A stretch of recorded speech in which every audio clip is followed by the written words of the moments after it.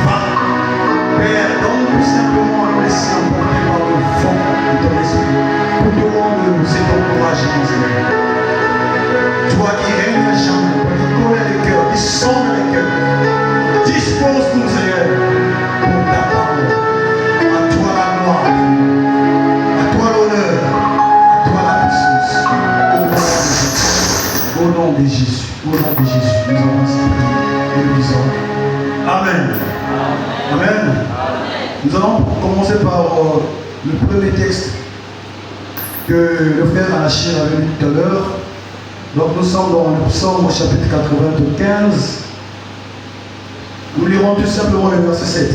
Il est écrit: car il est notre Dieu et nous sommes le peuple de son pâturage, le troupeau que sa main conduit.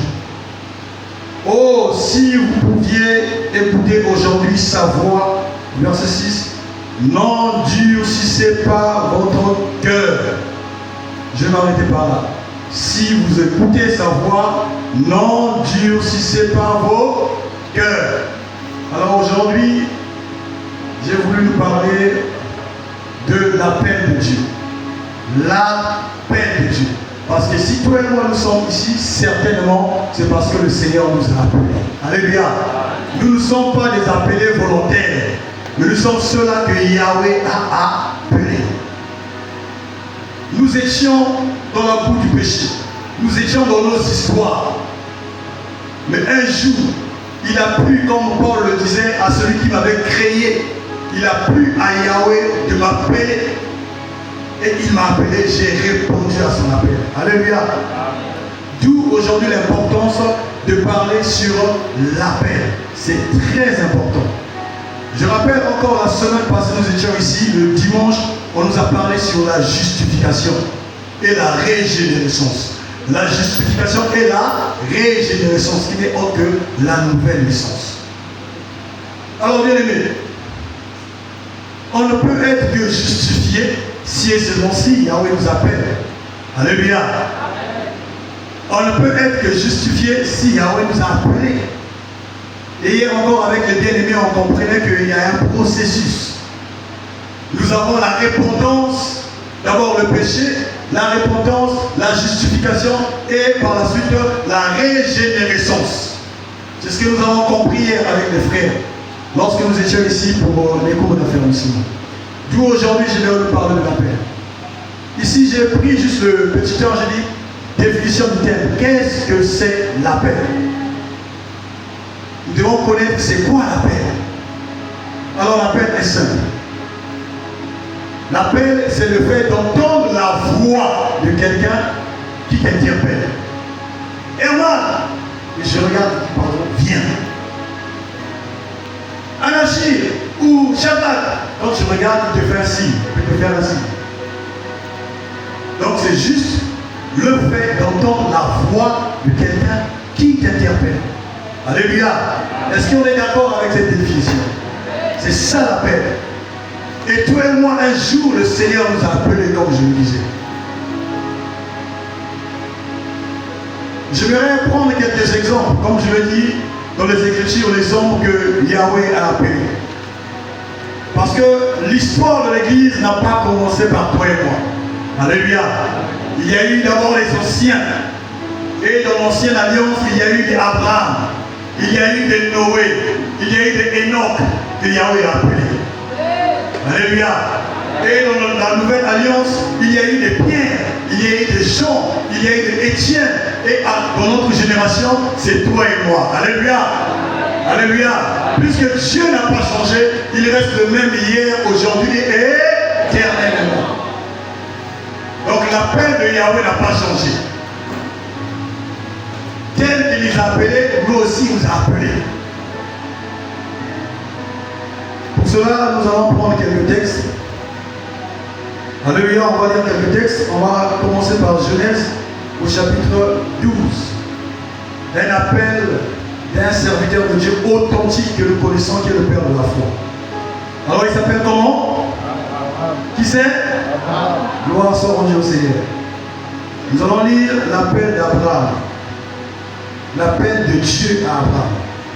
Il est écrit au verset 1er. L'Éternel dit à Abraham, pas Abraham, mais Abraham, va-t'en de ton pays, de ta patrie et de la maison de ton père, dans le pays que je te montrerai. Je ferai de toi une grande nation et je te bénirai. Je rendrai ton nom grand et tu seras une source de bénédiction. Au verset 3, je bénirai ceux qui te béniront et je maudirai ceux qui te maudiront. Et toutes les familles de la terre seront bénies en toi. Alléluia.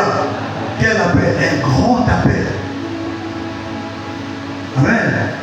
Mais on rappelle qu'au moment où on est en train d'appeler Abraham, il n'était pas dans une famille chrétienne, ou bien il n'était pas quelqu'un qui priait beaucoup. Il était en Mésopotamie. Il était en Babylone. Le père de Abraham était un idolâtre. Quelqu'un qui servait, en tout cas, si on peut se permettre de dire, que ce soit des statuettes. C'est quelqu'un qui était un païen. Le père d'Abraham était païen. Mais c'est là où Dieu va appeler Abraham. C'est pour dire quoi? Que peu importe dans la famille là où toi tu te retrouves. Alléluia. Il se pourrait qu'il y ait beaucoup de sorciers, beaucoup de moqueurs, beaucoup de chanvreurs, beaucoup de rebelles, même les homosexuels. Mais Dieu peut t'appeler de cette famille. Alléluia. Il peut t'appeler au sein de cette famille. Parce que toi, ta vie n'est pas comme la vie des autres. Yahweh t'a prédestiné peut-être à quelque chose. Et c'est très important d'être sensible à l'appel de Yahweh. Le but du Seigneur, c'est que tout le monde soit sauvé et parvienne à la connaissance de la vérité. Mais n'oublions pas, dans les Écritures, on nous parle aussi, Yahweh connaît les choses en avance. On parle de la préscience de Dieu. Tout, on peut parler de la prédestination. Alléluia. Parce que Dieu connaît la fin avant même le commencement. La Bible dit qu'il y a beaucoup d'appelés, mais il y a peu de lui. Amen. Il y a beaucoup d'appelés, mais il y a peu de lui. Dieu appelle tout le monde. Dieu appelle les voleurs. Il appelle les prostituées. Il appelle, en tout cas, tout cela que nous pouvons citer, qu'on connaît, leurs fonctions. Il appelle tout le monde. On voit par exemple Mathieu, un collecteur d'impôts. Aujourd'hui, on peut avoir peut-être parler d'un douanier. Dieu l'a appelé. Donc lui, Yahweh, il appelle tout le monde. Amen. Mais il y a peu de lui. C'est-à-dire que il y aura peu qui vont arriver jusqu'à la fin. Tous, on nous appelle. Mais le plus important, il faut arriver jusqu'à la fin. C'est comme une course. Il y en a ceux qui vont rester. Ils ont été appelés et ils vont rester au chaud. Comme dans l'histoire d'Israël. Quand Israël est sorti d'Égypte, c'était tout un peuple. Alléluia. Tout un peuple. Nous savons très bien que Dieu les avait appelés à quoi? À aller à la terre promise, qui est Canaan. Mais est-ce que tous sont arrivés là-bas? Non. Beaucoup d'appelés, mais peu d'élus. Parmi les élus, on peut citer Josué, Caleb. Amen. Voilà pourquoi, mes amis, c'est très important de comprendre ces choses. On parle d'Abraham, je disais, qui est né dans une famille païenne, mais il avait l'appel de Yahweh. Et quand on regarde l'appel de Yahweh, c'était un grand appel. Il devait être une bénédiction pour le monde entier. Il devait être une bénédiction pour sa famille. Et toi aussi, bien-aimé, toi qui as reçu l'appel, si tu obéis au Seigneur, si tu marches en conformité à la loi de Yahweh, à sa parole, tu peux être une bénédiction pour ta famille, comme Abraham. Alléluia. Ne te sous-estime pas. Aujourd'hui, bien-aimé, je viens comme pour nous interpeller. Tu te regardes petit, oui. Mais comprends une chose, ce qui compte, c'est la relation avec le Seigneur. Celui qui t'appelle, c'est un grand Dieu. Il est au-dessus de tous les dieux. On voit Abraham, quand Dieu l'a appelé, est-ce qu'il a résisté? Non. Il a obéi. Parce que l'obéissance vaut mieux que des sacrifices. Oh, Dieu regarde les langues de nos cœurs. Il y a des gens qui résistent. Voilà pourquoi exprès j'ai pris le passage de Psaume au chapitre 95 en disant: aujourd'hui, si tu entends sa voix, n'endurcis pas quoi? Ton cœur. Ce jour-là, Abraham, qui était païen, a répondu à l'appel de Yahweh. Il a obéi. Et Yahweh aime des cœurs dociles, des cœurs obéissants, des cœurs qui ne raisonnent pas, mais qui fléchissent. Lorsque Dieu a dit: Abraham, sors du pays, de tes parents, sors de Babylone, sors de la Mésopotamie, sors d'Ur. Parce que la ville c'était Ur. Et Abraham a tout simplement obéi. Alléluia. Donc la première des choses qu'on peut retenir, c'est que c'est l'obéissance. Tu entends la voix de Yahweh, tu entends cette petite voix, peut-être qui parle au-delà de toi, la conscience. Tu obéis, tu ne résistes pas. Tu ne dis pas, Seigneur, tu ne connais pas mon père, c'est un sorcier. Non, obéis tout simplement. Parce que Yahweh a une histoire avec toi. Alléluia. Parce que Yahweh est omniscient, il connaît toutes les choses. Dieu te connaissait avant même que tu sois sur la terre. Et il a dit ça à qui? À Jérémie. Jérémie, regardez, quand Dieu l'appelle, en parlant de Jérémie, il veut résister. Il veut dire, mais moi je suis un petit garçon. Dieu dit, je t'avais déjà consacré comme qui? Prophète. Depuis le ventre de ta maman. Donc ton histoire ne commence pas quand tu es venu sur la terre. Dieu te connaissait déjà. Mais quand tu arrives sur la terre, c'est important de répondre à l'appel de Yahweh qui est ici sur la terre. Alléluia. C'est important de répondre à l'appel de Yahweh. Abraham a obéi et il est sorti. Mais il n'est pas sorti seul. Il est sorti avec Lot. L'appel, ce n'était pas pour Lot. C'était pour Abraham. Alléluia. L'appel était pour Abraham, pas pour Lot. Lorsque le Seigneur te demande de sortir, non, il faudrait que mon cousin puisse venir avec moi. Il faudrait que non. L'appel est pour toi. Voilà pourquoi à un certain moment, même ton parent, même ta maman, même ta soeur, même ton frère peut freiner ton épanouissement. Alléluia. Il faut faire extrêmement attention. Parce que lui aussi, il a son appel à lui. Alléluia. Mais tout ce qu'on n'a pas, ce n'est pas en même temps qu'on va nous appeler. Il y a un temps pour toutes choses. Dieu, c'est un Dieu d'or. Il y a un temps pour toutes choses. Et il a obéi, il a emmené l'autre avec lui. Et on voit à un certain moment, il a commencé à avoir des conflits entre les serviteurs de l'autre et ceux d'Abraham. Et par la suite, Abraham va se séparer de l'autre. Et si on peut regarder dans le texte, je vais retrouver le passage. Après que Abraham se sépare avec l'autre, on peut voir ça. Avant que Abraham se sépare avec l'autre,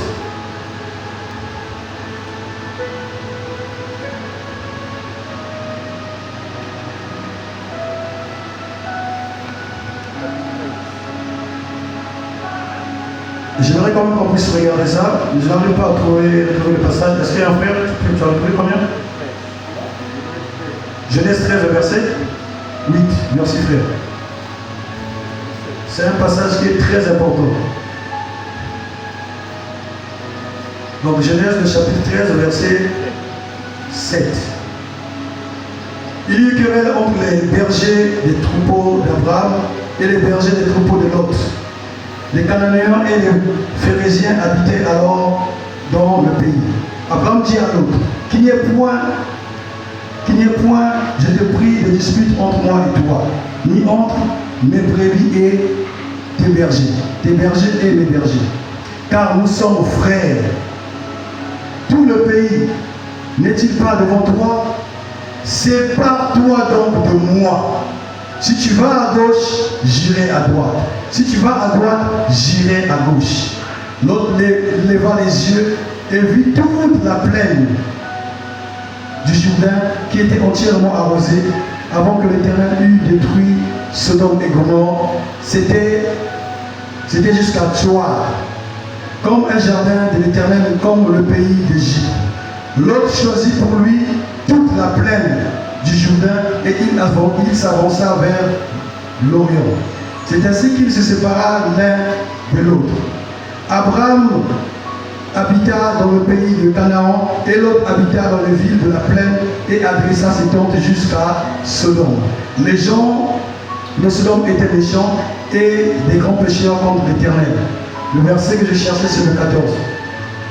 L'Éternel dit à Abraham, après que Lot fut séparé de lui, lève-toi. C'est après que Lot est séparé d'Abraham que Yahweh dit, lève les yeux et du lieu où tu es, regarde le nord et le midi, vers l'orient et l'occident, car tout le pays que tu vois, je donnerai à toi et à ta postérité pour toujours.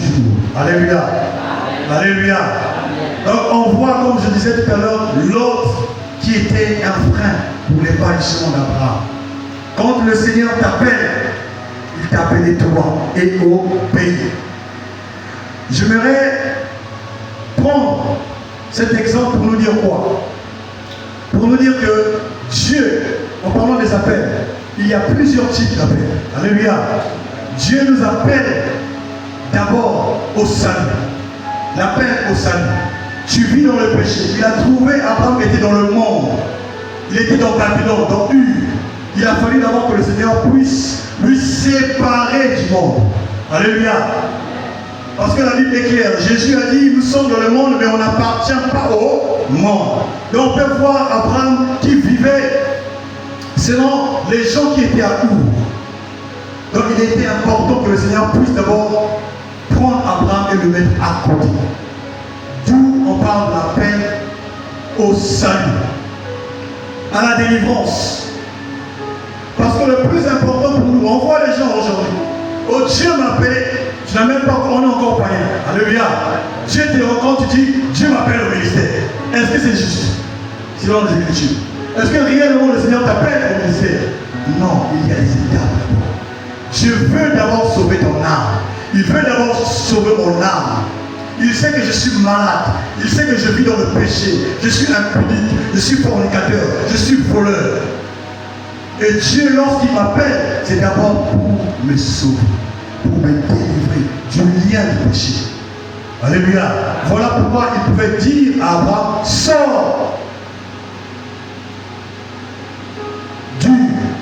sors de ta patrie, sors de ce pays.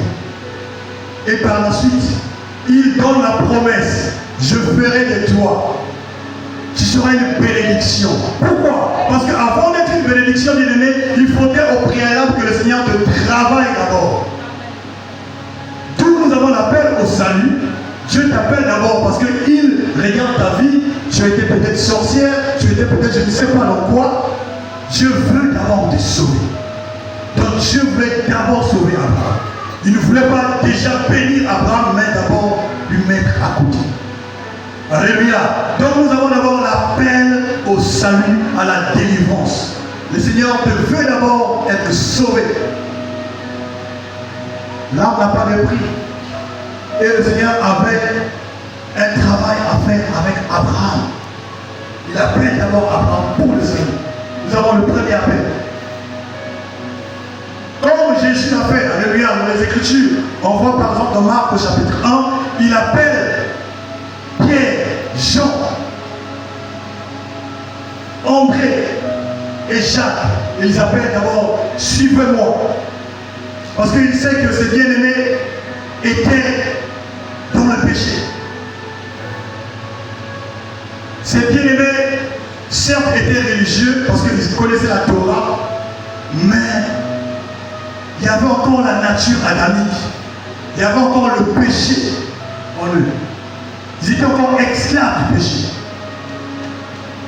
D'où le premier appel concerne d'abord le salut.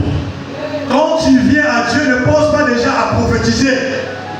Ne pense pas déjà à prophétiser. C'est dangereux. C'est Satan qui va t'utiliser.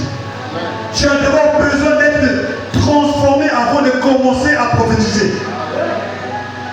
Dieu t'appelle d'abord au salut. Es-tu sauvé? Est-ce que je suis sauvé? C'est le premier appel. Moi je me rappelle, j'étais dans la boue de la pornographie. J'étais dans la boue du péché, bien-aimé. Mais le Seigneur, quand il m'a appelé, il fallait d'abord renoncer à ces choses. Parce que j'étais loin du Seigneur.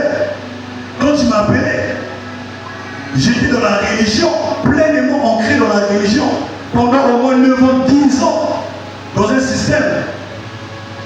Malgré ça, je vivais dans le péché. Mais il y avait, voilà, on croyait servir le Seigneur. Donc le premier appel, quand tu écoutes, Yahweh t'appelle par ton nom, bien-aimé, c'est d'abord pour ta délivrance. Alléluia. D'abord pour ta délivrance. Ce n'est pas pour courir au nom le ministère.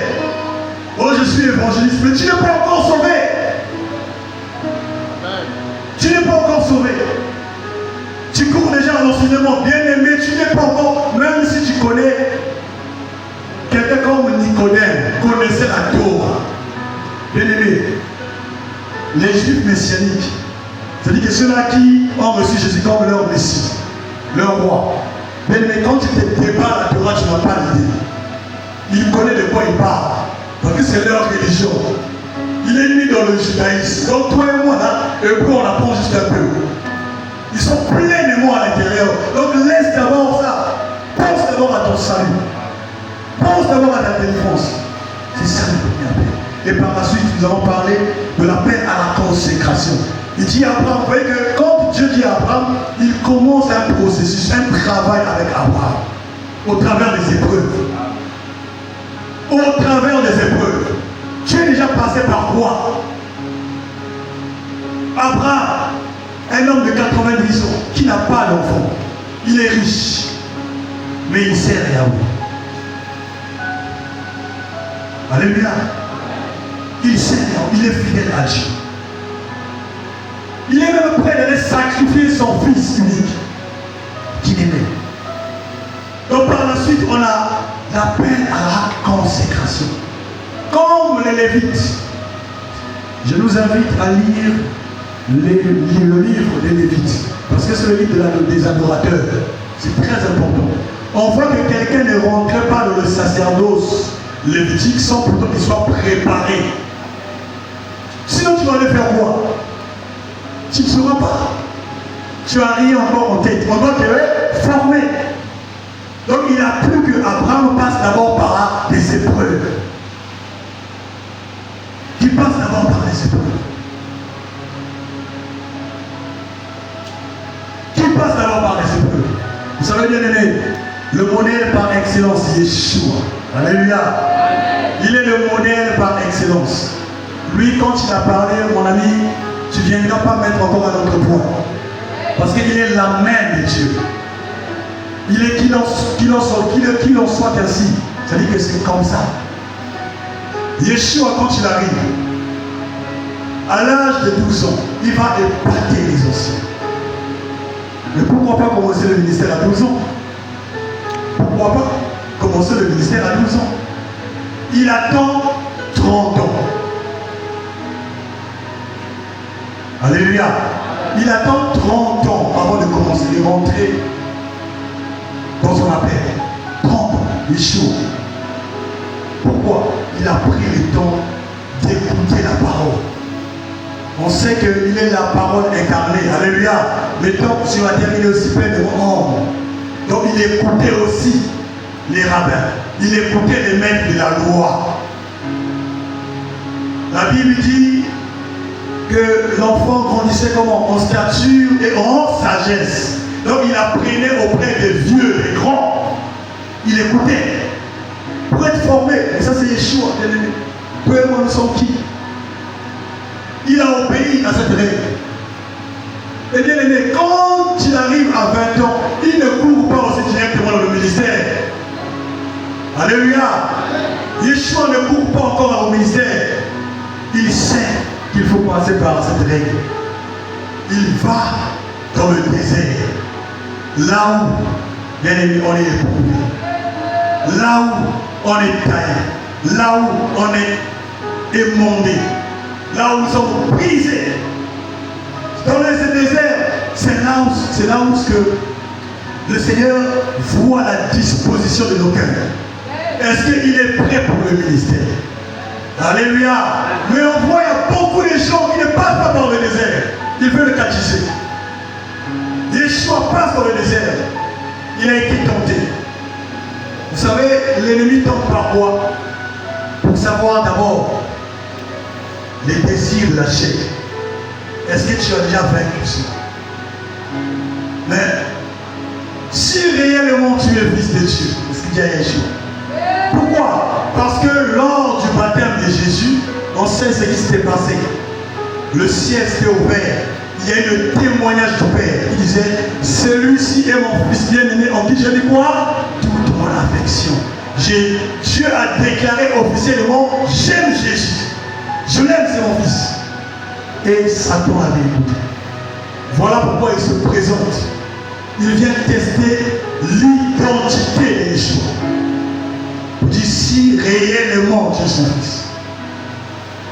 Les pains, tu as faim, tu as jeûné pendant 40 jours. Mais tu as le pouvoir. Les enfants de Dieu sont puissants. Tu peux transformer la pierre en pain. Est-ce que Jésus le fait?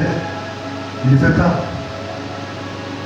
Il est écrit, l'homme ne se nourrit pas du pain seulement, mais des petites paroles qui sortent de la bouche de Dieu. Mais s'il ne connaissait pas la parole, vous voyez qu'il a été formé. Il a été formé.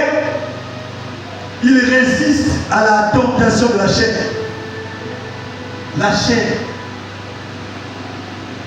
Bien aimé, c'est triste de voir des gens qui vont livrer leur corps à cause du manque d'argent, ou bien il n'y a pas quelque chose à manger. Moi je suis allé, j'ai été obligé. Ne le faisons pas. Parce que le corps de l'homme est le temple du Saint-Esprit. Alléluia. Yeshua a résisté. Il est le modèle par excellence. Il a accepté d'être formé. Il a accepté la formation. Par la suite, l'ennemi vit encore. Non seulement par la chair, parce qu'on sait que la chair part. Alléluia. La chair part. La chair réagit. Souvent, moi, l'exemple que je prends souvent, c'est lorsque tu n'as pas encore goûté une mangue. Hein? Une mangue. Tu n'as même pas encore goûté, mais tu sens que la bouche déjà, c'est comme si tu aurais déjà goûté, alors que tu n'as pas encore goûté. Une mangue verte. Tu n'as même pas encore goûté, mais tu sens déjà que c'est comme si tu sentais le goût. Donc la chair réagit. Et Yeshua a montré qu'il pouvait dompter, il pouvait avoir le contrôle sur le désir de la chair.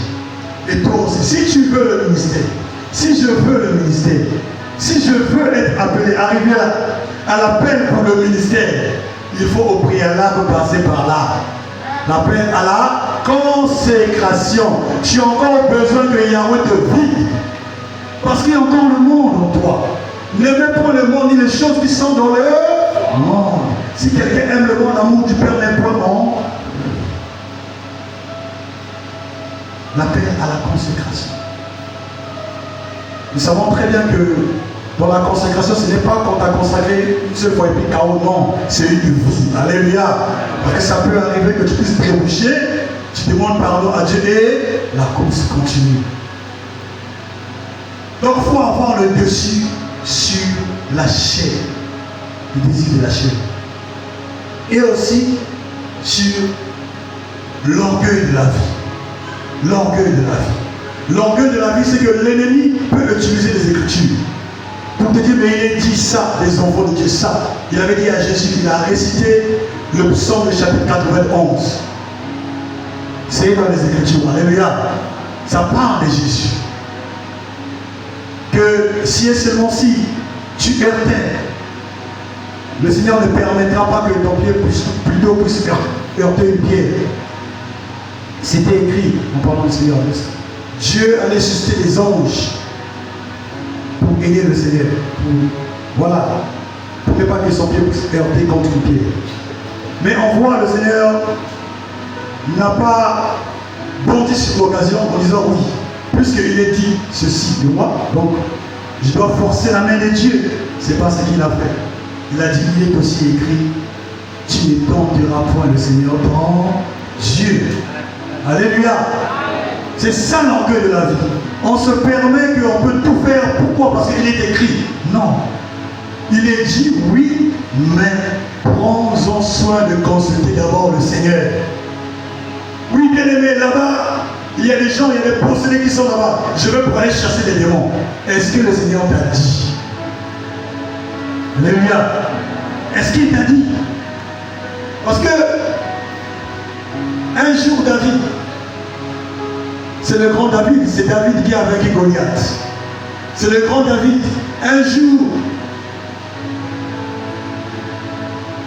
pendant les périodes de guerre, on est venu prendre leurs biens et leurs épouses, et même leurs enfants, on les a emmenés. Ces jours-là, on le sait, on nous raconte ça à tout moment. Quand les David arrivent, on vient trouver le camp est vide. David et les autres vont pleurer, pleurer, pleurer. Mais David dit, pourquoi il n'avait pas dit, bon les gars, allons-y. C'est quand même nous, parce qu'avec lui, il avait des vaillants guerriers. Mais il prend soin de consulter le Seigneur. Seigneur, est-ce que je peux aller? Oui, vas-y. Il ne s'arrête pas là. Est-ce que je vais les retrouver au chemin? Oui, vas-y. Il ne s'arrête pas là. Est-ce que nous aurons la victoire? Oui, vas-y. Alléluia. Donc nous avons besoin de consulter le Seigneur. D'où la révélation de la volonté de Dieu. Même s'il est écrit, mais qu'est-ce que le Seigneur te dit? Très important. Ça va nous éviter à être des orgueilleux spirituels. Alléluia. Oui, parce qu'on peut devenir orgueilleux. Il est écrit, oui, il est écrit, mais depuis il est écrit là, tu ne vis même pas ça. Tu ne vis pas ça. Les démons nous résistent, les démoniaques nous résistent, mais il est écrit. Et je vous ai donné le pouvoir de chasser. Pourquoi? Parce que peut-être on a encore des problèmes ici avec la consécration. Alléluia. Voilà pourquoi il ne faut pas brûler les étapes. Ne brûlons pas les étapes. On a dit l'appel au salut, la délivrance, et par la suite l'appel à la consécration pour être préparé. On revient sur le Seigneur, on lui montre toute la gloire. Satan lui montre la gloire terrestre. Ce que nous voulons. Ce que nous voulons. Qui ne veut pas être à l'aise ici? Qui ne veut pas, voilà, avoir ce qui est nécessaire? Qui ne veut pas avoir ce qui est nécessaire? Et moi je veux avoir ce qui est nécessaire ici sur la terre. Alléluia. Moi je veux en avoir. Je vois les frères hésiter. Non, mais ce qui est nécessaire, c'est important. Ah, qui ne veut pas? Ok, qui veut? Autant pour moi, excusez-moi. Qui veut avoir ce qui est nécessaire sur la terre? Ah, merci. Autant pour moi, je présente des excuses. Alors, bien aimé. Mais il ne faut pas aller au-delà de ce que le Seigneur a préparé pour nous. Parce que l'ennemi peut te présenter des choses. Il peut te présenter la gloire de ce monde. Tout simplement pour te faire tomber. Tout simplement pour qu'il ne veut pas que tu arrives là à la fin de l'appel pour le ministère. Parce qu'il ne veut pas que tu puisses servir le Seigneur. Parce qu'il est contre ta consécration. Parce qu'il est contre ta relation avec Dieu. Parce qu'il est contre ta destinée. Et c'est là où, bien aimé, nous allons être faits pour dire à l'ennemi que le plus important pour nous, c'est le Seigneur. Il est notre trésor et notre or, il est tout pour nous. Alléluia. Il est tout pour nous. Bien aimé, nous avons besoin de la paix à la consécration. Nous avons besoin d'être consacrés. Mais on tient à rappeler aussi, on nous avait parlé ici de la justification. Donc par le sacrifice de Yeshua, nous avions été déjà consacrés. Alléluia. Donc là, on parle de la consécration positionnelle. Nous qui sommes venus en Yeshua, il nous a consacrés. Sanctifiés par ta vérité, car ta parole est la vérité. Et chaque jour, il continue à nous consacrer, à nous faire du bien. Donc nous avons besoin de la consécration. J'aimerais nous dire, rappeler ce que je dis sur Jérémie. Vous voyez que Yahweh dit qu'il avait déjà consacré avant qu'il soit sur la terre. Et par la suite, Yahweh va l'appeler aussi. Il va l'appeler. Certes, il va résister, mais il va obéir. Le Seigneur dit d'abord, je mettrai mes paroles en toi. Je mettrai quoi? Mes paroles en toi. Parce que c'est la parole de Yahweh qui nous consacre. Dans la parole de Yahweh, il y a l'esprit de Yahweh, il y a la vie de Yahweh. L'appel de la consécration nous communique le caractère de Christ. Alléluia. Le caractère de Christ. Dès que tu sors du désert, dès que tu sors du désert, Yahweh peut maintenant te confier une responsabilité. C'est là où on parle de l'appel spécifique. On peut regarder dans Actes des Apôtres, chapitre 13.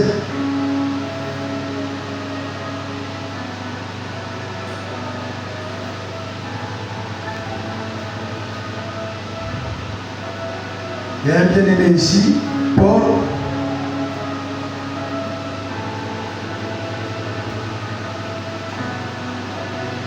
Il est écrit dans Actes des Apôtres, chapitre 13.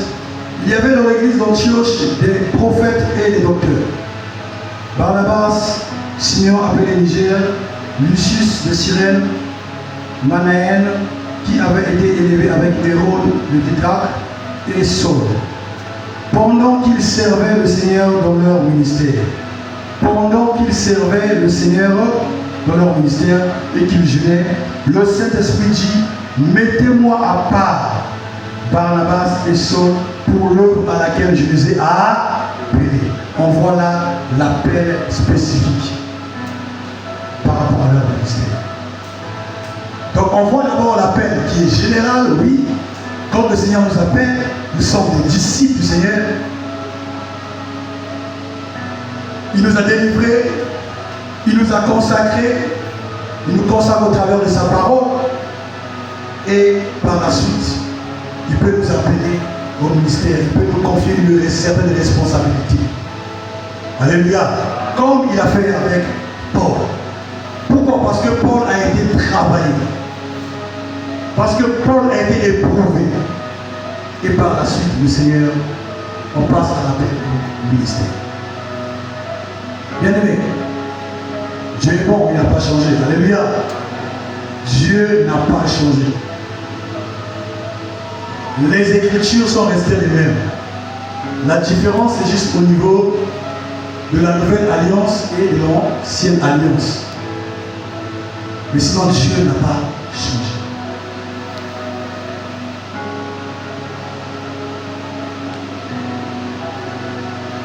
L'appel au ministère, il est dit dans Éphésiens au chapitre 4, au verset 11. On va lire ce passage rapidement. Je sais que je dirai juste l'essentiel, parce qu'il y a beaucoup à dire. Éphésiens chapitre 4, verset 11. Il est dit, et il a donné les uns comme apôtres, les autres comme prophètes, les autres comme évangélistes, les autres comme pasteurs et docteurs, pour le perfectionnement des saints en vue de l'œuvre du ministère et l'édification du corps de Christ. Alléluia. Alléluia. Amen. On va revenir pour le perfectionnement des saints, pour que les saints soient parfaits, pour que les saints soient accomplis. Parce que lorsque nous venons ici, les enseignants, ceux qui ont le ministère, c'est donc le Seigneur a déjà éprouvé, les a déjà préparés, on les a déjà établis. Alléluia. Dieu les utilise par la suite pour préparer les saints eux aussi au ministère. Eux aussi au ministère. Donc quand nous venons ici, c'est comme à l'école. Au travers des prédications que nous écoutons, au travers des messages que nous écoutons, le Seigneur est en train de faire un travail au-dedans de nous. Alléluia. Parce que nous sommes des disciples. Des disciples, on le sait très bien, c'est matates en grec qui signifie étudiant ou élève. D'où l'importance de prendre même note. Parce que le Seigneur, tu ne resteras pas juste là en train de prendre un jour, même chez toi à la maison, tu es censé encourager même tes enfants. Alléluia. Il faut se faire formé, pour être utile, dans la maison de Yahweh. Il faudrait qu'on sache comment se comporter dans la maison de Yahweh, comme Paul disait à Timothée. Et le Seigneur, c'est un Dieu qui respecte sa parole. Avec le Seigneur, il commence par un point, il nous emmène quelque part.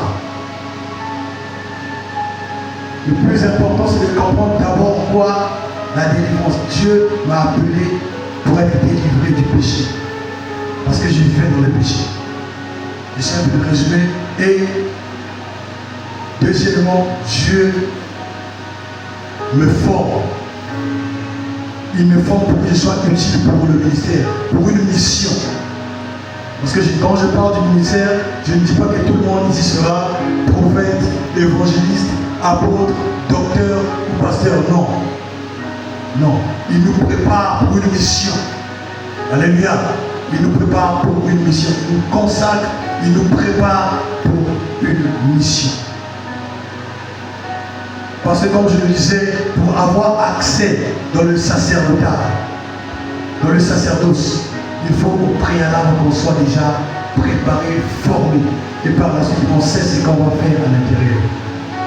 On va respecter ce qui est sacré. On va respecter ce qui est consacré. On ne va pas blaguer avec les choses de Dieu. Je disais, le Seigneur, l'exemple par excellence, il nous a montré le modèle. Et par la suite, lorsque nous lisons dans l'évangile selon Luc, ou même Matthieu, le chapitre 4, on voit le Seigneur est allé maintenant en mission. Alléluia. Il est allé en mission. Pourquoi? Parce qu'il avait réussi dans le désert. Il a témoigné au Père qu'il l'aimait. Il a gardé la parole du Père. Parce que l'amour de Dieu consiste en gardant ses commandements. Et Yeshua a été fidèle au Père. Par la suite, la Bible dit, quand il est sorti, il était revêtu de la puissance de l'Esprit. Alléluia. Il était revêtu. Les rangs étaient remplis, mais il était revêtu. Le revêtement. Si tu ne passes pas par le désert, bien aimé, c'est difficile d'être revêtu. Alléluia. C'est difficile d'être revêtu. Parce que le Seigneur Jésus, c'est le modèle par excellence.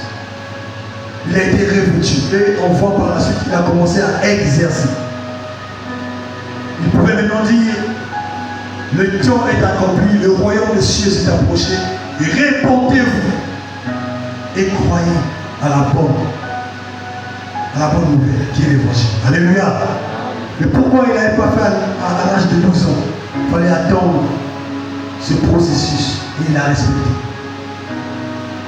Et même dans l'Ancienne Alliance, on voit David, qu'on avait déjà consacré, il avait déjà l'huile sur lui, mais il a commencé, il a été roi, on sait, à 30 ans.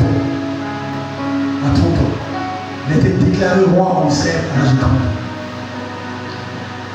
C'est juste pour dire que le Dieu est un Dieu d'or et Dieu est celui qui respecte les temps. Alléluia.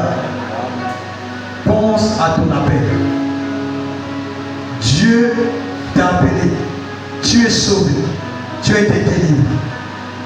Mais est-ce que tu acceptes aussi que le Seigneur puisse travailler ton cœur? Parce que pour être utile, pour être efficace, tu as besoin d'être prêt, préparé. Nous avons besoin de la préparation. Sinon, nous allons tomber. Dans le désert, bien aimé, il y a des serpents, il y a des scorpions dans le désert. Et il faut veiller que tu es avec. Le Seigneur est avec toi.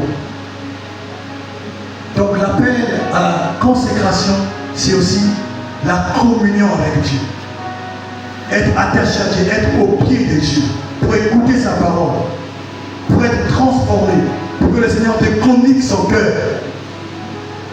Sinon, si tu quittes ici, à l'appel au salut, directement ici, tu vas casser les cœurs. Alléluia. Tu vas casser les cœurs. Si tu as une parcelle, surtout si tu as les moyens, tu vas dire que je vais construire une tente ou une maison là-bas. Ça sera l'église des premiers gens. Voilà. Si tu n'as pas les bonnes motivations. Comme font les gens qui n'ont pas la crainte de Yahweh. Ceux-là qui font des calculs, qui pensent que Jésus-Christ est un fonds de commerce. Ils ont fait du nom de notre Seigneur un fonds de commerce, un moyen pour se faire de l'argent. Faisons extrêmement attention. Parce que Dieu n'a pas vraiment travaillé leur cœur. Ils n'ont pas le caractère du Seigneur. Voilà pourquoi vous pouvez écouter, oh, tel pasteur a violé, tel évangéliste il allait voler l'argent là-bas. Bien aimé, c'est parce qu'ils ne sont pas passés au pied du maître.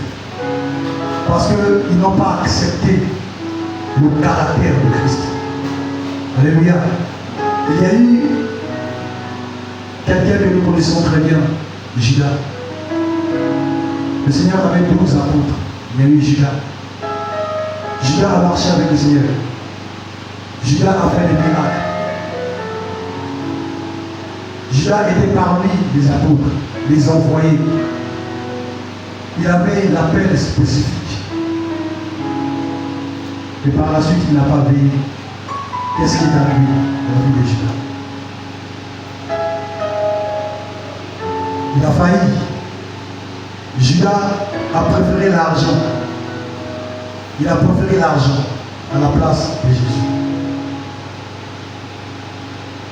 Judas a préféré l'argent. Bien aimé, que le Seigneur nous aide. Que nous soyons fidèles à lui. Que quelque chose ne nous dérobe pas du Seigneur. Que les biens de ce monde ne puissent pas nous éloigner du Seigneur. Que nous ne puissions pas vendre la parole de Dieu comme Judas lui a fait. Nous avons besoin du caractère du Seigneur.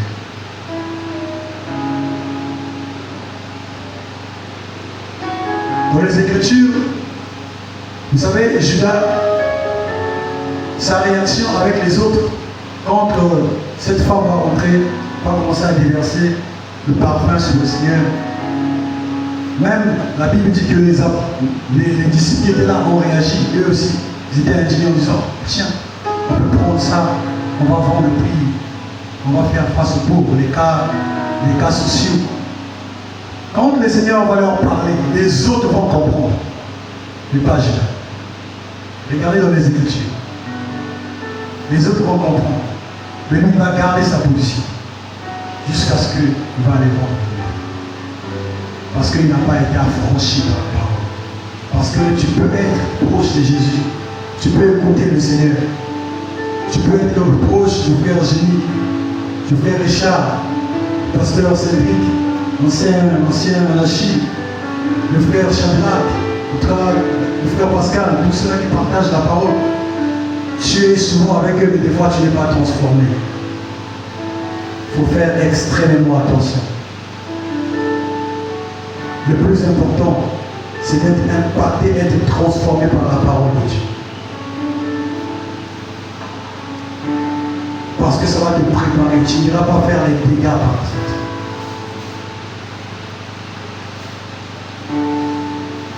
Bien-aimé, aujourd'hui, si tu entends sa voix, n'endurcis pas quoi ton cœur. Il nous a appelés. Je disais au départ, il y a beaucoup d'appelés, il y a peu de lieux. Finir la course, c'est une autre chose. Tous on commence. Vous voyez quand vous regardez ceux qui font les athlètes, quand ils commencent là, c'est en même temps. Hein. Il y a des gens qui commencent vite, ça court vite. Il ne sait pas qu'ils ont 1000 mètres. Il a déjà commencé la vitesse, il va s'arrêter quelque part. Il va s'arrêter quelque part. Mais il faut avoir un bon rythme. Il faut être endurant. Parce que le plus important, c'est d'être parmi les élus. Alléluia. Les élus, ce sont ceux-là qui seront couronnés. Les élus, ce sont ceux-là qui restent attachés au Seigneur. Les élus savent que le plus important pour nous, c'est le Seigneur. Les élus, ce sont ceux-là qui regardent l'argent comme la peau.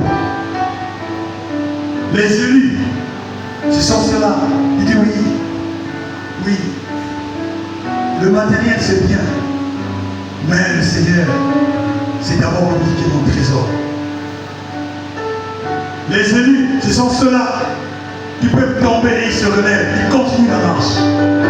Les élus peuvent dire je traite mon corps durement. Les élus peuvent tomber. L'ennemi, moi qui vous parle, il y a des moments où tu peux chavirer. Mais on se relève et on continue la marche. Parce que le ciel existe.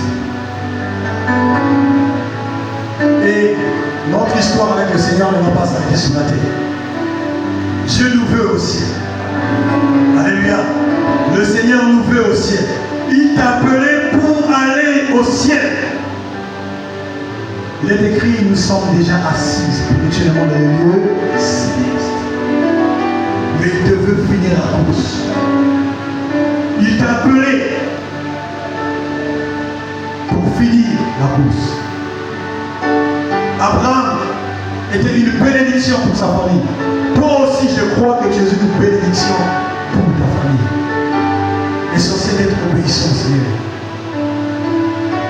S'il s'agit de te détacher de l'autre, détache-toi de l'autre. Prie pour l'autre, comme Abraham avait prié pour l'autre. Parce que l'autre aussi a son histoire avec Dieu. Alléluia. Il a aussi son histoire avec Dieu. Mais ton appel, veille à ton appel. Veille à ton appel. Veille à ta vie de consécration. Veille à ton ministère. Veille à ta mission.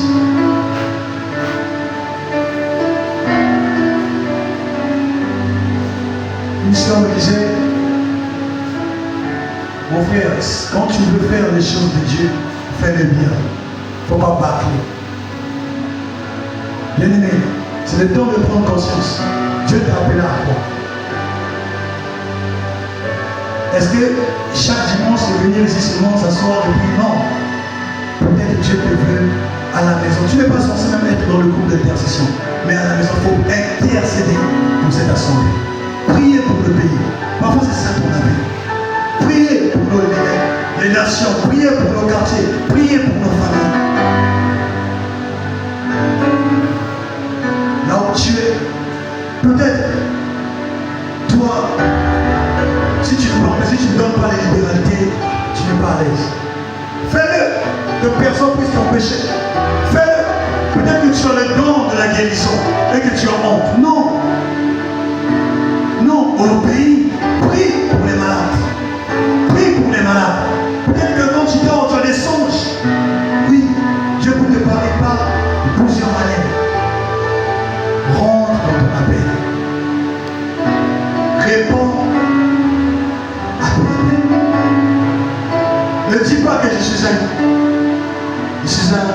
petit garçon ou une petite fille. Non.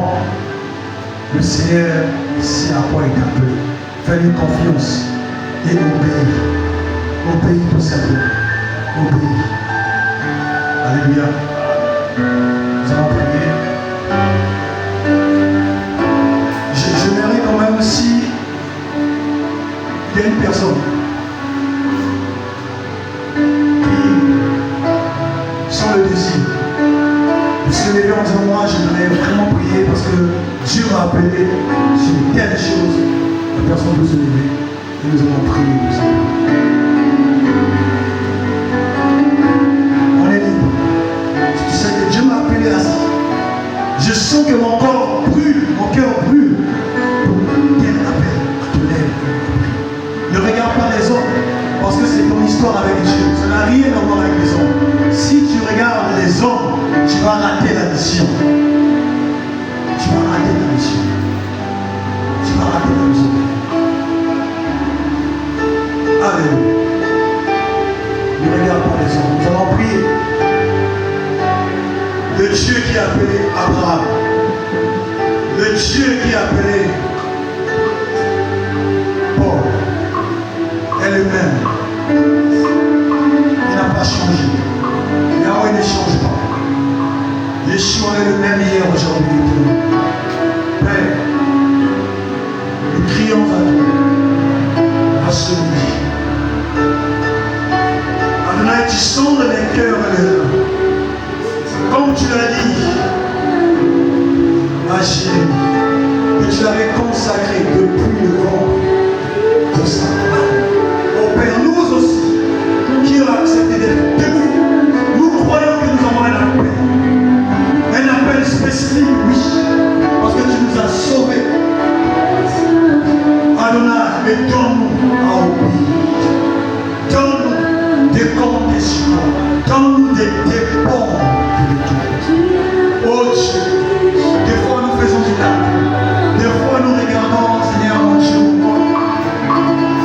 nos limites. Mais toi, tu es un Dieu qui est profond. Tu n'as pas de limites. Des fois, en raison, je n'ai pas les moyens. Je n'ai pas les moyens. Mais Dieu, toi, tu es celui qui a créé le ciel, la terre, la mer et tout ce qui s'y trouve. C'est toi qui donnes les moyens. Père,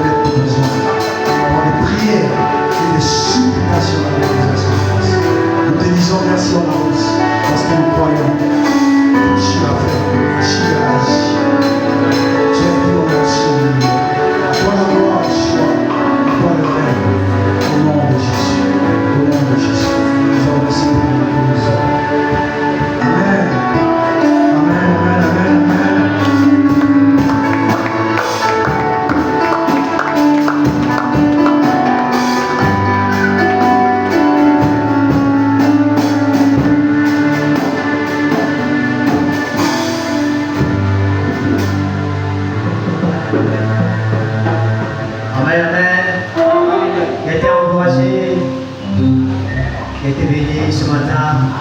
Si tu as été béni, acclame le Seigneur très fort pour sa parole.